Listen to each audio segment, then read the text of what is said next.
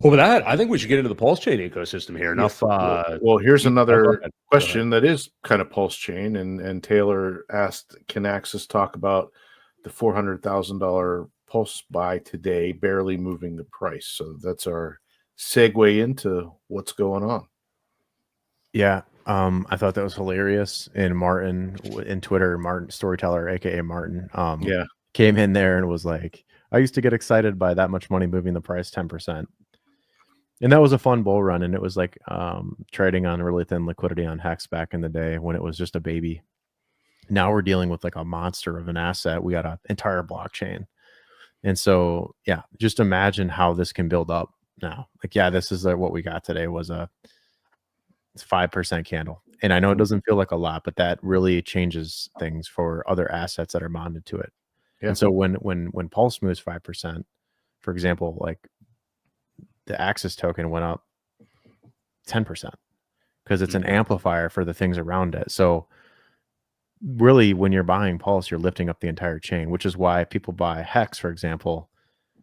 You're pumping Pulse first, and then you're pumping Hex next. And so it's okay that it doesn't pump with a 400K buy, because eventually this nice, slow and steady growth that I keep talking about, that I'm praising, is good for the long-term health and longevity of the blockchain.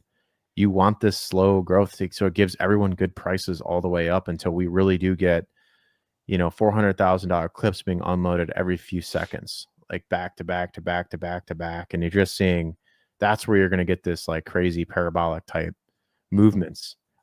If you want to 4x the price, you only got to do is if you put this in a silo and compartmentalize this pool out of here, all you have to do is put 20 million bucks in here, and you 4x the Pulse price would put you all the way up here near the all-time high. But with everything that's attached to it, it's actually more like a $250 million pool. So you'd actually have to put more like $125 million into the chain to 4x the price like that. Or it actually probably would go higher than that, because everything would start pumping around it, which would be amplifiers for everything pumping. So this is just like the engine starting to warm up, little buys coming in here and there, amplifying pumps here and there. And this is totally cool. I think it's awesome. I know some people are like impatient and want to see this overnight, but Pulse bottomed, guys, and it's up 100% in 78 days. That's pretty cool. Yeah.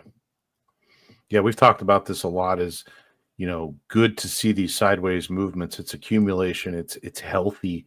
There's nothing wrong with it. And the people that are impatient, probably shouldn't be here in the first place, because they're not prepared, especially if they can't see a sideways movement. They're definitely not going to do well when the charts are going down. You know what I mean? So, this is super healthy. It looks good. We can zoom out on like a 3-day here, and it'll really bring it into frame. On this trajectory right now, how long till SAC on this trajectory? January 1st, we're at SAC on this trajectory. And then you get down here to this trend line, and you're looking at, April, into April, we're at SAC. Now, what do I think is going to happen? Somewhere in between. Somewhere in the middle. Yeah. I think we could hit SAC before the end of the year and try to flip that as support. And then the options are either go back to test, which is probably likely, knowing this community, which is fine. That's healthy. Or boom, we're going to go up and try to take out this local high from March. And then I think that's where we kind of start to struggle, unless we're getting new buyers and like where we add like money to across the bridge and stuff. This is where we'll start to go chop sideways for a while and try to do that next wave of consolidation. And that'll look kind of like what chart was that? The ton coin chart when it bottomed. And then when it hit the trend line, or when it got done flagging, it popped up hard, like really hard.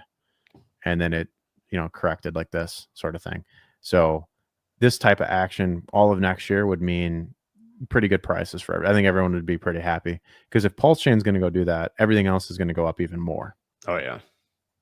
And that doesn't even include a case decision or whatever is possible thrown in there along the way. And I think we can do this kind of action on our own without any adoption, like something like this, what ETH did back in 2014 and 2015. It's just something where we do make the 10x from the lows. Let's see. This would be like a 17x.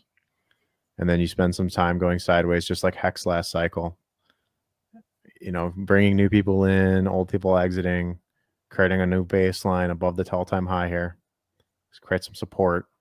And then that's when the bull market even gets even more insane, and it does go longer. And then that's when you can get crazy stuff like this, where you're going to like penny level targets.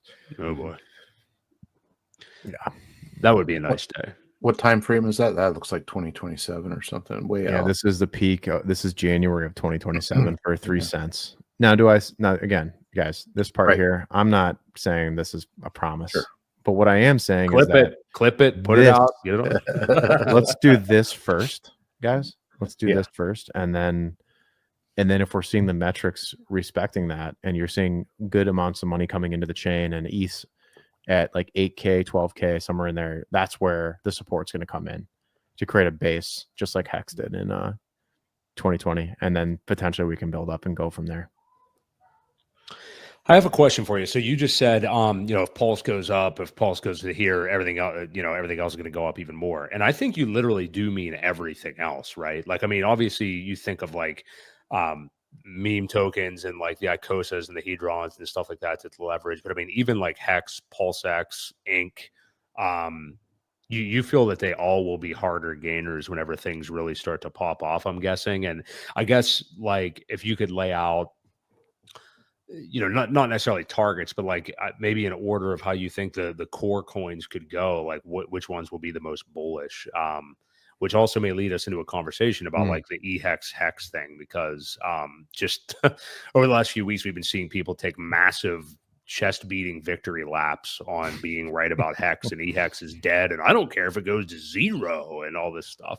But anyway, what do you think about like the other core tokens in their relation to Pulse as it starts to really pop off?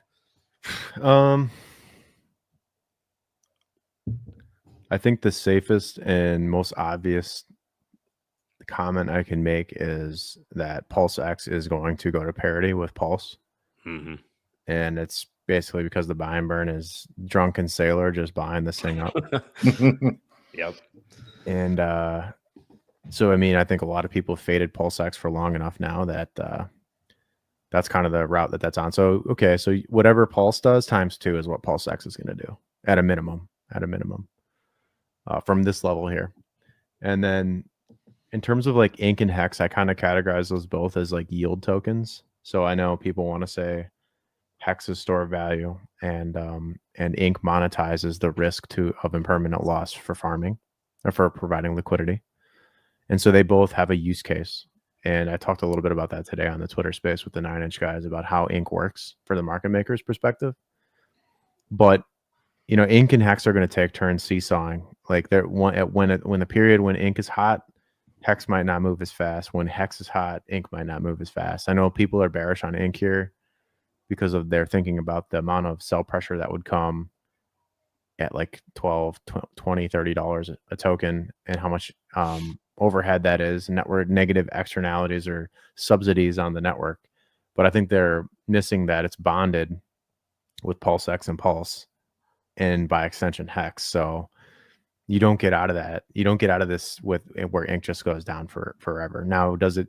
Because like, look here, even against Pulse, Inc is still only down 33% against Pulse in any meaningful sort of way. Well, against Hex, Inc is down much, much more. It's down 81% against Hex. So that's what gives a tremendous trade opportunity between Hexicans and the Inc tards. Like, they get to pick between that rotation over time, and this is going to be the chart to watch, is the ratio between Inc and Hex, and they're going to duke it out all cycle for dominance. Now that the guys that are farming the most Inc are compounding, and they're always staying ahead of everybody else. So as long as they are good stewards of their golden geese, I don't see why this can't have a rally back the other direction at some point. Inevitably, old Hexican staker class folks are going to want to dump at certain key levels on Hex, which is going to open up an entry point on Inc. Because yeah, I mean, you always hear the same numbers, like, oh, I'm dumping at 5-cent Hex, I'm dumping at 10-cent Hex, 20-cent Hex. Like, there are going to be key levels where people are going to dump hex in a big way. And so the only logical rotation is into ink, which is down bad against it as a hedge. And you can go put that in the farms and wait out the down period for hex. So they're going to create opportunities for each other. And I think ink and hex are going to have the most crazy volatility. The other two are going to be really stable and more of your surefire bets. Now, eHEX is interesting on its own right because it's basically a glorified meme coin at this point that has a staking feature, and it's really just a whale's game in terms of the staking component on the ETH. If you don't have tens of millions of these things on ETH, are you really staking it? Probably not, because you can get higher APR other places on PulseChain with your eHEX. Like, you can point to the UFO farms or the farms on 9inch. There's places to go park your eHEX that's going to pay you better than short-term rollers on eHEX. So that's a consideration to be made. And then eHEX, you know, everyone wants to talk about eHEX versus pHEX and how it's down bad, but that's not really an argument at this point. Yeah, obviously pHEX is kicking the shit out of eHEX. I think everyone can see that. But guys that bought eHEX back here in April are up 2.5x on their pulse bag. So it's like, it's holding its value. It's a store of value. It's in an uptrend against the money market pulse. There's a play here. There's a trade here. Like, and it's obvious. Like, I'm talking to hexicans that are sitting on like double-digit millions of hex that are looking at that ratio at 10-to-1 on this eHEX to pHEX, and like, I have to buy it here. It's just so cheap. And with some of their pHEX, and then even if it just only performs pulse, they're still winning because they're beating the money market. Yeah, I don't think people are realizing that. I don't think that they've seen it come back against Pulse this well. And this is kind of this is more of like the meta conversation than it is like just the chart. But I am curious what you have to say, because I literally did see somebody, I forget who it even was, but they wouldn't be the first, but somebody said the other day, like, I honestly don't even care if my eHEX holdings would go to zero because we've migrated to a new chain. And I don't think that I don't, do people just not understand what the consequence of something like that could be? I don't know, that just baffles me. I don't think they understand optics, and that it's nearly an impossibility anyway. But so you'd be okay with Richard Hart's initial creation going to zero? You know, I don't understand that. If anything, it's like, okay, it's a sideshow. Like, if you go to the circus, it's like the clown show on the side. It's the one that all the retail guys on Ethereum and who hear about Hex's crazy gains and PulseChain are going to like, oh, I got to buy Hex right now. And if we get through the case and then Uniswap relists it and they go to MetaMask and they type in Hex, they're going to see eHEX on the Ethereum chain and they're going to buy that. And because of the low liquidity, it's going to spike the price. And so there are Ethereans that have bags of Hex. I think Martini guy is one of them. Came out and said, I have eHEX. I don't have any of the other stuff, but I got that. So there's going to be guys that's going to shill that and try to get people into that. And that's a way for Ethereans to hedge against PulseChain from if things really get crazy and they're just dozens of millions of dollars crossing into our chain. One of their defenses could be to try to make a market on eHEX to try to keep some of that value back, or at least make it competitive so that Ethereum and Pulse can compete on the Hex versus Hex train.